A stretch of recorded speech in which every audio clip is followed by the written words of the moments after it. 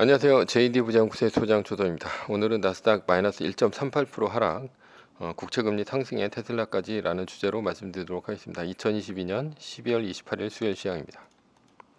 유튜브 멤버십에서는 최근 JD 부장구소 투자 현황에 대해서 알 수 있습니다. 관심 있으신 분들은 동영상 아래 댓글 링크를 참조해 주시기 바랍니다.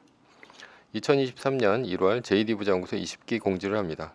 부동산 강의와 부동산 주식 패키지 강의는 이번 주 일요일까지 모집을 하니 관심 있으신 분들은 동영상 아래 댓글 링크를 참조해 주시기 바랍니다. 뉴욕 마켓워치 중경제 열고 러시아 원유 잠그고 채권 떨어지고 주식 달러 혼조다 라는 기사가 있는데요. 어제는 나스닥이 1.38%, S&P 500 지수는 0.40% 하락했으나 다우존스 지수는 0.11% 상승하며 엇갈렸습니다. 메인 이슈입니다. 나스닥 1.38% 하락, 국채금리 상승에 테슬라까지. 중국이 제로 코로나 정책을 폐기했습니다. 그렇다면 앞으로 단기간 인플레이션이 더 심해질 수 있다는 얘기가 됩니다. 중국의 리오프닝으로 구리 등 원자재 가격이 올랐습니다. 대신 경기 침체 우려는 잦아들었습니다. 연준이 금리를 올리는 와중에 장기물 금리가 내려갔던 것은 경기 침체 우려로 시장 투자자가 장기물 국채를 매입했기 때문입니다. 경기 침체가 오면 연준이 인플레이션이 심해도 금리를 내릴 수밖에 없을 것이라 예상했기 때문이죠. 그러나 중국이 리오프닝을 하면서 경기 침체 우려는 없어졌습니다. 그래서 어제 미국채 장기물 금리가 올라갔죠. 경기 침체 우려가 높으면 시장 투자자들은 장기물 국채를 삽니다. 그러나 경기 침체 우려가 없어졌으면 장기물 국채를 살 필요가 없겠죠. 따라서 20년물 미국채 ETF는 살 필요가 없어졌으니 1% 넘게 떨어졌습니다. 장기물 금리가 올라가자 금리에 민감한 나스닥 주식들이 떨어지기 시작했습니다. 게다가 테슬라가 어제 11% 넘게 빠지면서 나스닥이 하락을 이끌었습니다. 테슬라는 왜 떨어졌을까요?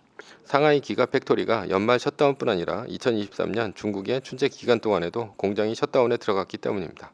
내년 1월 기가팩토리 가동 기간은 약 17일 정도입니다.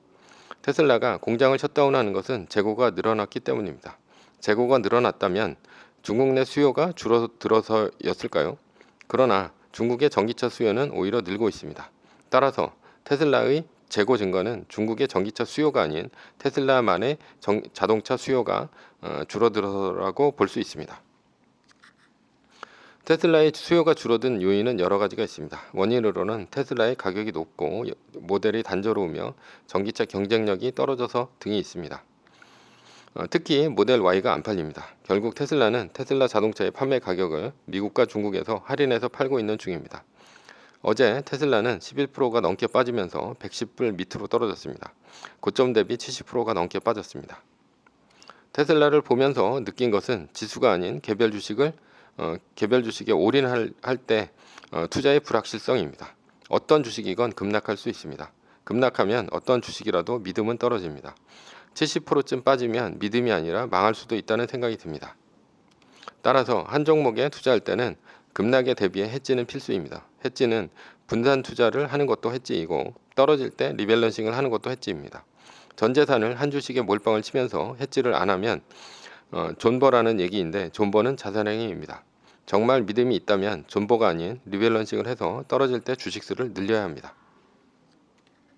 중국이 제로 코로나를 풀었습니다. 중국이 영원히 제로 코로나를 하는 것은 불가능합니다. 결국 중국의 제로 코로나 포기는 해야 할 것을 하는 정상화 과정입니다. 일시적으로 공장이 셧다운될 수는 있으나 이번 조치로 중국은 정상화로 가게 될 것입니다. 코로나 전까지 세계는 중국 때문에 디플레이션 위기에 빠져 있었습니다. 일본, 유럽은 마이너스 금리까지 추락했습니다. 모두 중국의 값싸고 엄청난 노동력으로 인해 물건을 싸게 만들어서 세계에 뿌려서 일어난 일입니다. 그러나 코로나 때문에 중국의 셧다운이 길어지고 러시아 우크라이나 전쟁마저 일어나자 인플레이션 위기가 닥쳤습니다. 미국의 연준은 금리를 올려 인플레이션 잡기에 나섰고 금리에 민감한 나스닥 기술주들의 하락이 커졌습니다. 웬만한 기술주들은 50% 이상 빠졌고 90% 이상 빠진 것들도 허다합니다.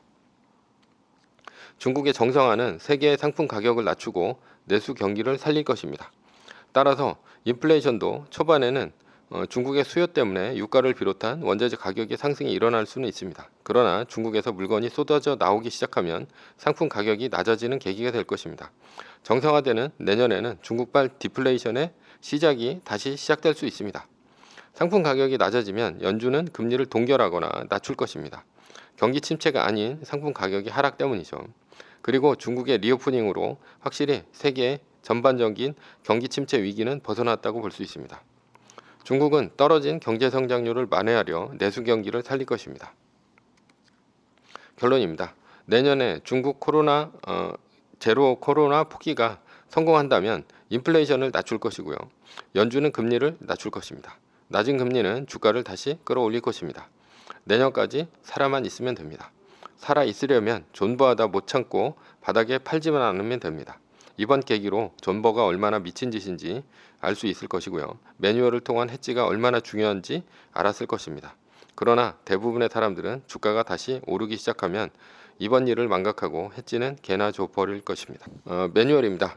세계 1등 주식은 전고점 대비 2.5% 떨어질 때마다 10%씩 팔면서 리밸런싱을 하다가 나스닥 마이너스 3%가 뜨면 말뚝을 박는 것입니다. 그러다 반등이 시작되면 V자 반등 리밸런싱을 하면 됩니다.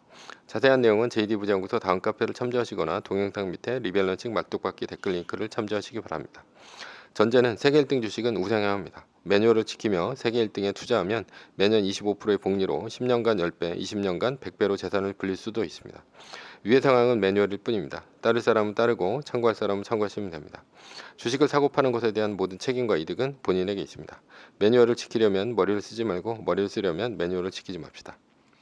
오늘은 나스닥 1.38% 하락, 국채금리 상승에 테슬라까지 라는 주제로 말씀드렸고요. 지금까지 JD부장연구소의 소장 조던이었습니다. 컨텐츠가 좋았다면 구독, 좋아요, 알람 설정 부탁드립니다. 지금까지 들어주셔서 감사합니다.